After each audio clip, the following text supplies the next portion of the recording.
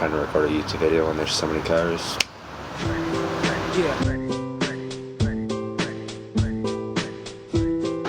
Alright everybody, what's going on? My name's Jesse. Welcome back to Noob Skate Series, episode 2. Today, we're going to be going over my Pop Shove-it journey. Basically, I've been learning the Pop Shove-it ever since I started skating, so 3 weeks ago. Though one of those weeks, like I said in the first video, I ended up rolling my ankle immediately.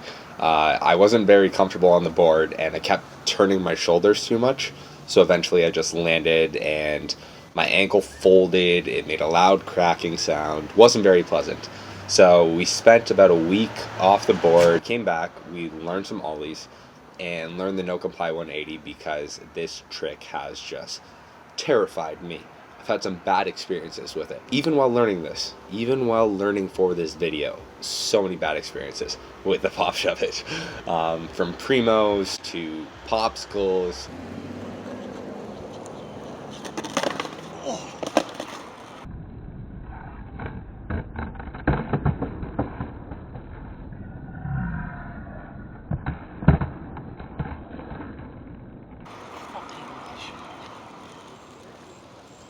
To falling.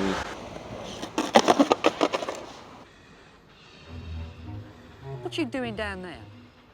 I fell over. What you fell over for? I didn't do it on purpose. Rolling ankles, skating out, all this, you know, you get the whole book when you're learning how to Pop Shove-it for the first time. But now that I went through this journey, I just have to say I'm so happy that I can say I can now Pop Shove-it. I wonder if you guys are curious about this wall right here. This wall is basically just everybody that has ever visited this house. This is my apartment with my 2 buddies. Everybody that ever comes over here signs this wall. So we have a little bit of scrapbook, a memory book of everybody that ever came through here. And then we also got this monkey smoking a joint because we're steezy.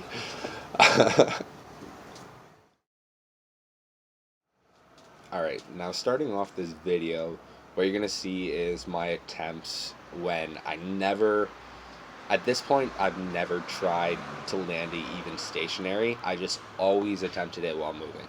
And I was able to get the board to rotate pretty much how it should. You know, it would do the full 180 and land around, and I'd always be able to catch it with my back foot. The front foot, however, now that was a nightmare. Like straight up, I could not get it to stay on the board. I would jump and it would land right behind. I would jump and it would land right behind. I would jump and it would land ahead.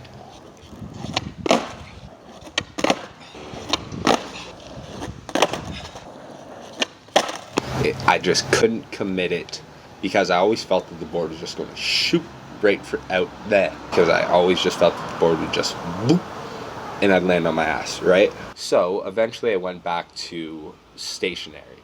And I also implanted in my mind the thought of only landing with the front foot.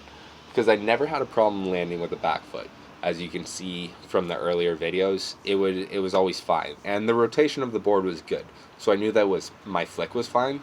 It was just actually landing and committing to it. But then this one try, my front foot just barely clipped the nose of the board. But that little clip was enough to tell me that I can put 2 feet on it. And the very next try, I got it. And I was stoked. I was hyped. Like, it was one of the best feelings that I've had in a while because there was blood, sweat, and no tears, but blood and sweat in this frickin' trick. So it was a very satisfying feeling.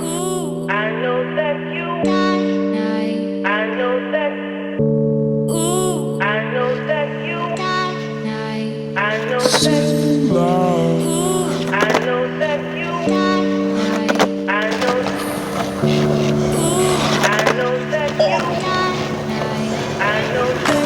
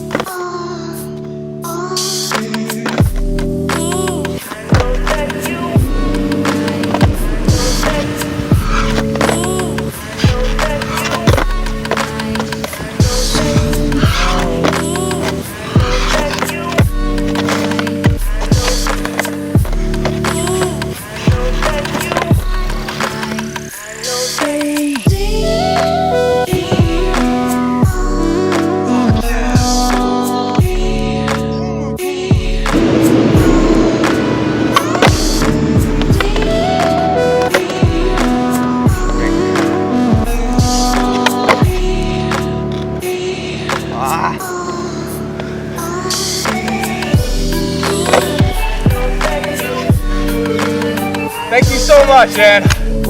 Thank you so much. It's been so many hours.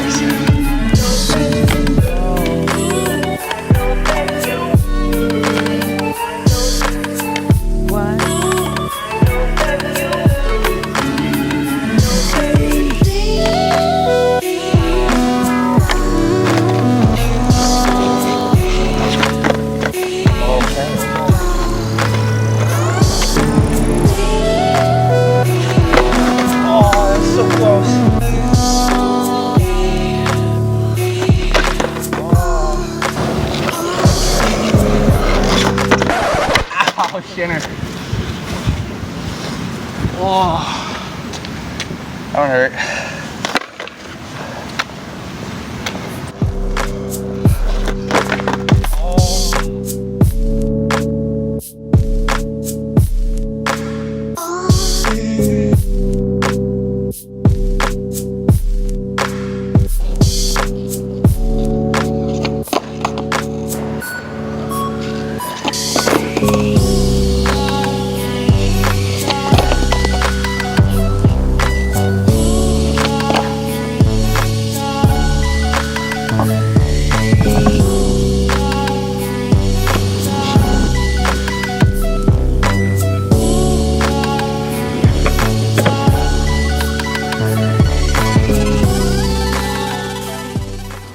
So if I was to give you any tips about learning this trick, basically what I would say is that always keep your front foot right on top of the first set of bolts.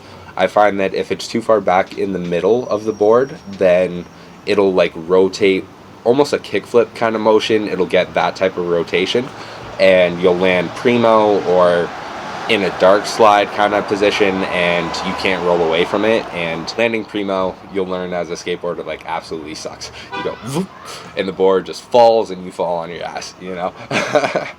But it's part of it, you know. It'll happen as well when you're learning it.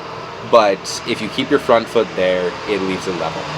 Now tip number 2 that I can say is flick the board with your back foot a little bit harder than you originally planned to, you know.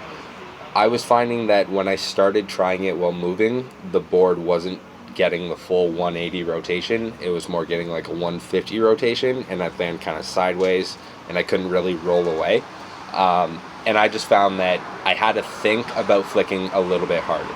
And when you do that, scoop down, like just kick your foot straight back, lift your front foot. You may think that it should be doing more, but neglect that instinct. You know, neglect it. But finally, tip number 3 would be if you're very comfortable landing a certain foot on the board, whether that's, in my case, the back foot, try to switch it up and only land with the opposite foot on the board. So if you can always land your back foot, try landing with only your front foot. And then if you can only land with your front foot, try the back foot. It just does something for the confidence and makes it a lot easier to learn later on, I promise. What are you looking at? Alright, and with those 3 tips, I am going to wrap up this video. Thank you so much again for joining me. I really do appreciate the support. I'll be coming at you next week with a video of my transition skateboarding progression. I've only ever been to a skate park twice, but this will be my 3rd time, and we'll actually get it on video. So you'll see me attempting some ramps. Maybe we'll even try to drop in. I'll risk my life for you guys and for the sake of the channel. But thank you so much for watching, and I'll see you next time. Under the influence of weed and gin, just a big fat door to see real that your dick will surely take control if you let it. But mind the steering wheel, son, or you'll regret it. Let it, let it, Yeah. let it.